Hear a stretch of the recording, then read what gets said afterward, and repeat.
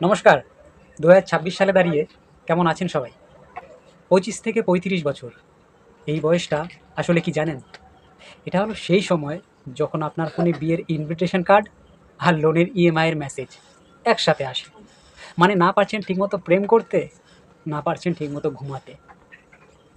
সবাই বলছে ২০২৬ সাল ডিজিটাল যুগ। এআই সব করে দিচ্ছে। কিন্তু এই যে মনের ভেতর একটা অদ্ভুত একাকিত্ব, এটার আপডেট কি কোনো সফটওয়্যার দিতে পেরেছে? প্রথমে আসা যাক টাকা ইনকামের কথায়। এখন আর সেই দিন নেই যে শুধু একটা ডিগ্রি থাকলেই হলো। ২০২৬-এ এসে লজিকটা পুরো বদলে গেছে। এখন মানুষ অফিস যাওয়ার চেয়ে ল্যাপটপের সামনে বসে প্যাসিভ ইনকাম আর ক্রিপ্টো স্টক নিয়ে বেশি ভাবে।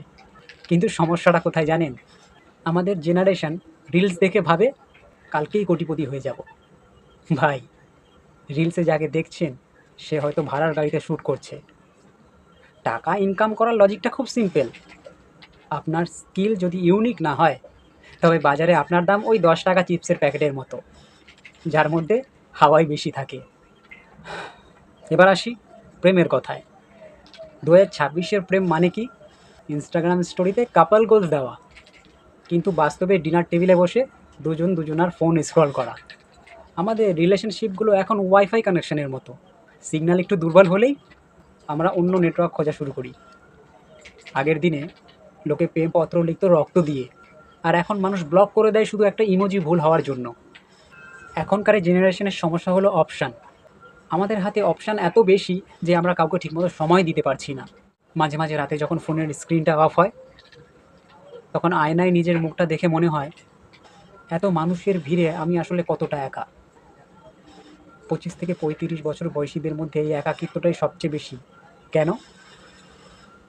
কারণ আমরা সাকসেসের পেছনে দৌড়াতে গিয়ে বন্ধুদের সাথে আড্ডা দেওয়া ভুলে গেছি। লজিক খুব পরিষ্কার। আপনি যদি ভাবেন টাকা থাকলেই সব হবে, তবে আপনি ভুল। আপনি যদি ভাবেন শুধু প্রেম থাকলেই জীবন কেটে যাবে, তবে আপনি আরও বড় ভুল। ব্যালেন্সটাই আসল। ২০২৬ সালে দাঁড়িয়ে স্মার্ট সেই যে জানে কখন ফোনটা পকেটে রেখে পাশের মানুষটার সাথে কথা বলতে হয়।